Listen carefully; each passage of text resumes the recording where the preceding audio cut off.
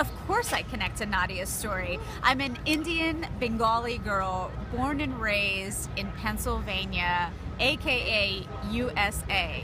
And so my entire life I've spent straddling being this Indian girl, growing up under the restrictions of an Indian household, which meant that I couldn't go out to dances, I couldn't go out with my friends, I couldn't go to birthday parties, and I definitely did not know how to engage boys because I was never allowed to date until I went away to college. So of course that story resonates with me 150%.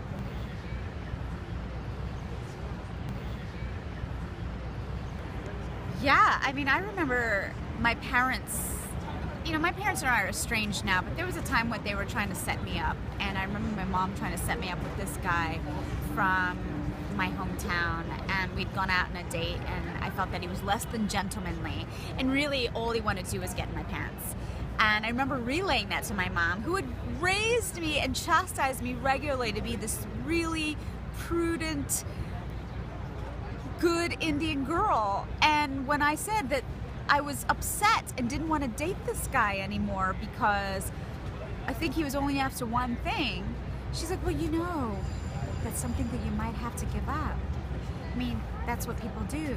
And I was like, hang on, these are conflicting messages. This whole time you've had me in this equivalent of like a sexual straitjacket, and now you want me to give it up to this guy who I actually don't think is being that respectful to me.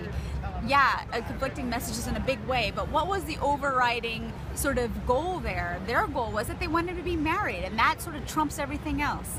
And I was at a point where I'd finally learned a blueprint for commanding respect for myself in a relationship with a man, and I wasn't going to take somebody who was just interested in having drinks and not dinner and intelligent conversation afterwards.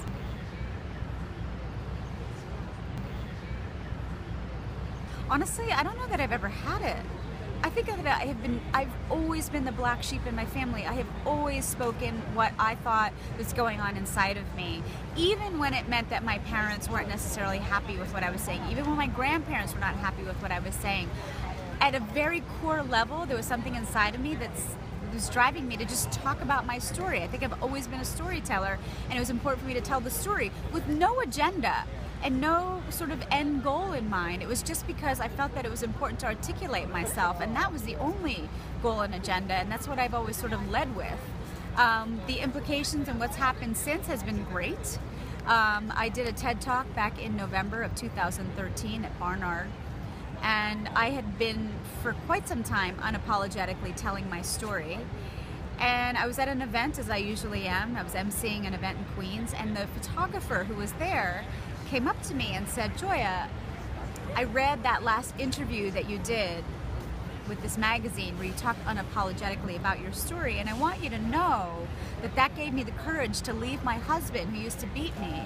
It gave me the courage to leave with my sons and start my own business today. And I have the contract with all the area schools today, do portraits on Portrait Day. So I just want you to know that reading your story gave me the courage to do that.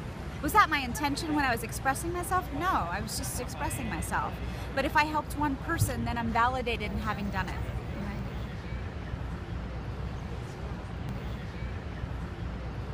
I think the biggest internal conflict I have faced in the last year is telling my story that I'm coming from a home of domestic violence. I'm coming from a home where women do not have a voice and that they are second class, both in their wishes and in their dreams. Realizing my dreams, because I've never had the attitude that anything was going to stop me. I was just going to go do it anyway, and I was going to figure out a way. No is the worst thing you could ever say to me. However, I think that there's a certain amount of anger that I also harbored along the way, and who does that really hurt? That just hurts me. And so since I started this journey, since I gave that TED Talk back in November 2013 and have given it several times subsequently, I realized that it was important for me to forgive my parents because they were doing the best that they could.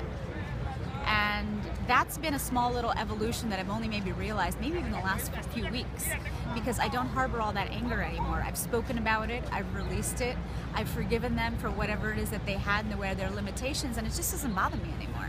Right. I think forgiving is a big one. Forgiveness for a only lot of us.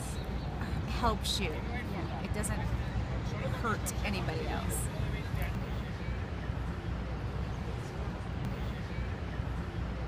My biggest advice I would give to anyone, and I know this is hard to do, is just don't ever take no for an answer.